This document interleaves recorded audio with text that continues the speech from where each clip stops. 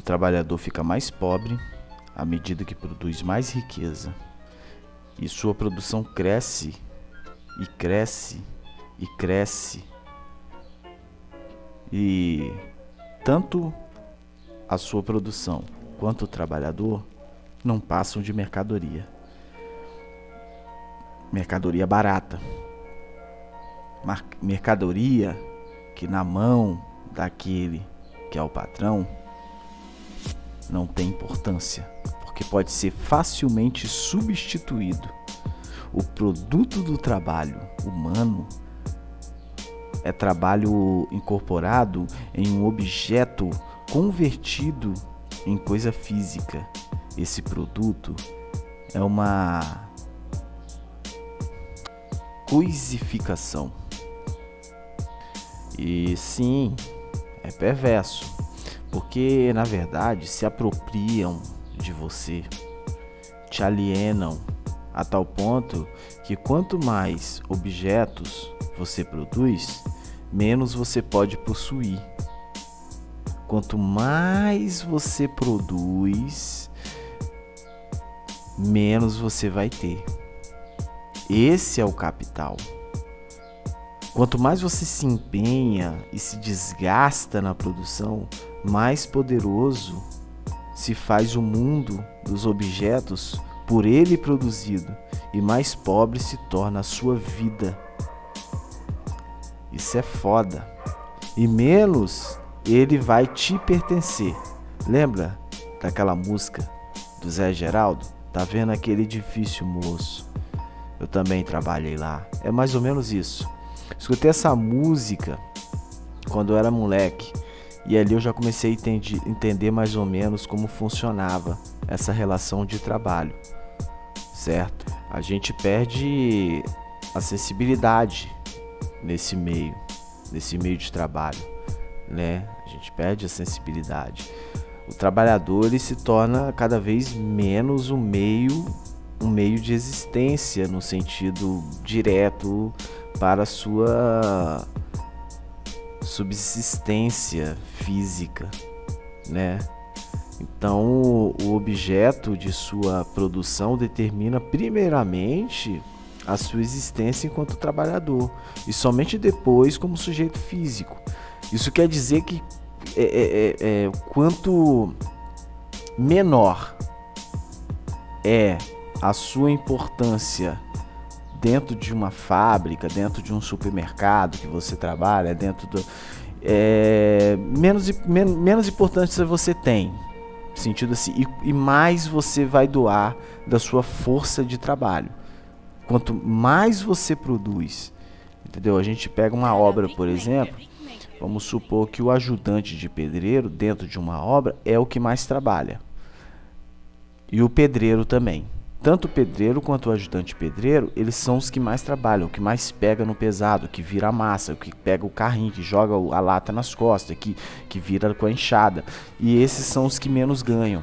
E isso que geralmente costuma acontecer mesmo. E caso você não esteja satisfeito com isso, você é facilmente substituído. Vários trabalhadores, uma quantidade significativa de trabalhadores, ele trabalha apenas para comer. E eu notava isso já desde a minha adolescência, que a minha família não conseguia economizar, não conseguia separar, né, uma quantidade de dinheiro para futuramente gozar do fruto desse trabalho, né? Isso é muito difícil. Mal a alimentação. Então, quanto mais o trabalhador produz, menos tem para consumir. Quanto mais valor ele cria, menos ele vale. Quanto mais aperfeiçoado o seu produto, mais difícil dele conseguir esse produto. Quanto mais civilizado o produto, mais bárbaro o trabalhador. Quanto mais poderoso o trabalho, mais frágil o trabalhador. Quanto mais inteligência revela o trabalhador, mais ele é perseguido, né? O trabalhador em inteligência, ele se torna um escravo da natureza, entendeu? É comer, é trabalhar para comer. Trabalhar para comer. A gente tem essas duas diferenças de políticas dentro desses últimos 20 anos, né? Você via como um governo trabalhava e como o outro trabalha, certo? Não que um com certeza era melhor do que o outro, mas estava longe ainda de ser algo perfeito, né? O que estava anteriormente é bem melhor do que o atual, mas eu não estou dizendo que também era perfeito, entendeu? Acho que é isso. E a gente vê um exemplo, por exemplo, do valor que o trabalhador tem, bem específico, que foi o que aconteceu no Carrefour, quando um trabalhador ele morre dentro do supermercado lá em Recife, o corpo é coberto com guarda-sol e o local continua funcionando, entendeu? Eles colocaram tapume, caixa de papelão, granada de cerveja, fecharam o ambiente de onde estava o cadáver, né? E o homem o homem atuava como representante de vendas de uma empresa fornecedora, certo? Então ele estava ali semanalmente naquele supermercado. Ele era um conhecido ali, entendeu? Os funcionários e clientes que estavam no supermercado disseram que o estabelecimento permaneceu funcionando normalmente. O Carrefour identificou o homem em nota, que a causa foi um infarto. A esposa do promotor, no entanto, afirmou que o nome dele, Manuel Moisés, né, ele continuou ali morto e as pessoas passando, indo e vindo e comprando normalmente. Ele ficou de 7h30 até as 11 horas da manhã esperando o IML. E ela fala do sentimento que foi horrível, né? A esposa do cara, né, afirmou que ter recebido a ligação, acho que eram às 8 da manhã, a notícia da morte do marido, com quem ela foi casada por 29 anos. Ela fala: eu estava no ônibus quando me ligaram, disseram que ele tinha tido um ataque e tinha falecido. Ao chegar na loja, a professora foi levada até a administração, onde esperou a retirada do corpo e disse ter recebido palavras de conforto da supervisora do marido. Segundo ela, o recolhimento pela funerária ocorreu por volta das 11h30 da manhã, com saída pelo depósito. Desde a morte até a retirada do corpo, a loja aberta. Ela ficou indignada, porque nas palavras dela, o ser humano não vale nada. As pessoas só se importam com o dinheiro. Acho que era uma questão de respeito. Seria muita coisa se eles tivessem baixado as portas, mas no momento não pensaram no ser humano, só pensaram no dinheiro. É um sentimento horrível. Eu acho que ninguém discorda. Mas se fosse você ali, uma embaladora, se você fosse caixa do mercado, se você fosse o repositor, entendeu? O que você faria? Se você tivesse ali dentro do mercado, acontecesse algo desse tipo e você não tivesse condição ali de fazer alguma coisa, mesmo que você achasse que era certo ou errado. Talvez o máximo que você pudesse fazer era ir até o gerente e falar: cara, eticamente deveríamos baixar as portas. Qual postura você teria? Se você fosse contra, por exemplo, acharia ali e lutasse para que abaixasse as portas, possivelmente você sofreria represálias de gerentes e você também seria encaminhado para o RH, né?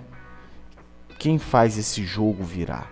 Ou quem deveria fazer pelo menos um mínimo ali, se importa, né? Se importa com ele mesmo? Nós deixamos de ser humano, seria isso? Então eu acredito que essa relação entre empregado e empregador, não há respeito, não há dignidade, né? Como também o empregado tem que ter uma postura de um líder. Isso é exigido, mas sem nenhum tipo de liderança, sem nenhum tipo de autoridade. E quem tem qualquer tipo de autoridade dentro de um ambiente de trabalho, na verdade, ele não tem ética, não tem nenhum tipo de ética. Eu lembro quando o presidente aí estava na campanha e uma frase assim que ele usou, que é muito difícil ser patrão no Brasil, né? E cara, isso é muito louco, porque me parece até que é um belo plano você ter milhões de desempregados à procura de emprego, para você ter na mão mão de obra muito barata e qualquer momento você ameaçar de substituir, né?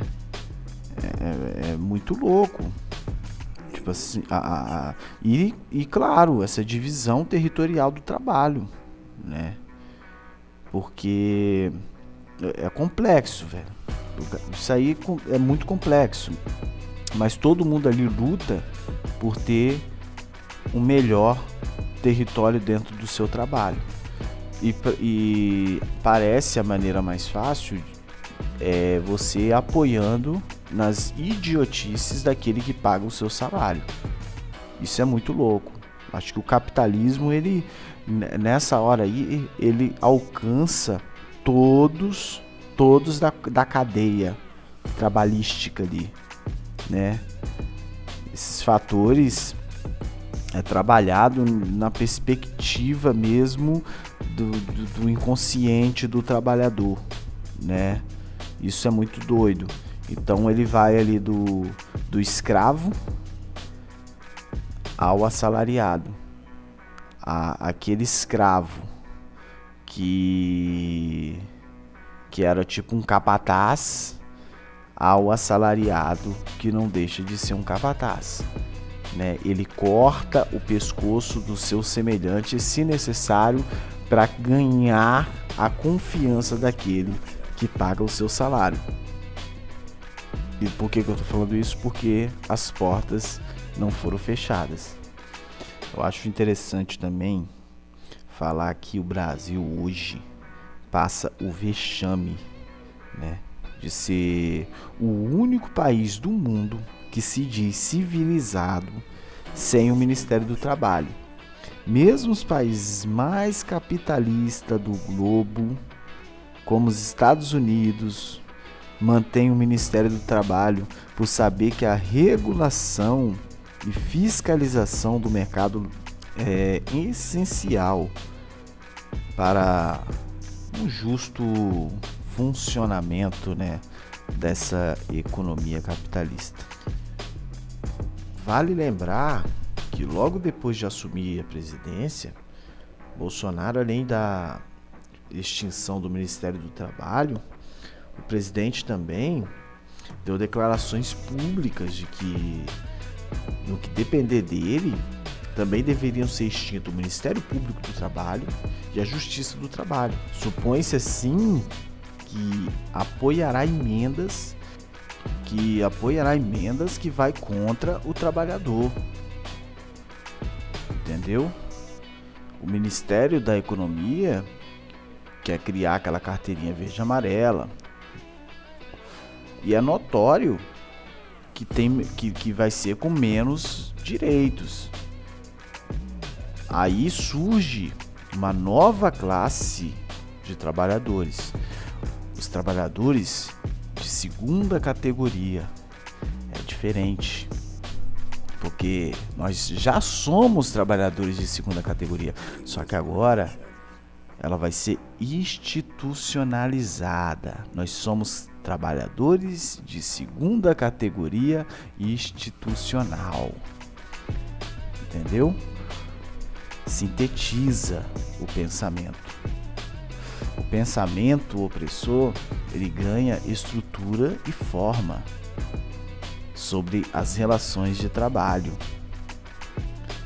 Hoje em dia é muito difícil ser patrão no Brasil. Essa é a afirmação, é de uma ingenuidade e de uma perversidade que revela o pensamento da elite a respeito do que você produz e de quem é você, trabalhador.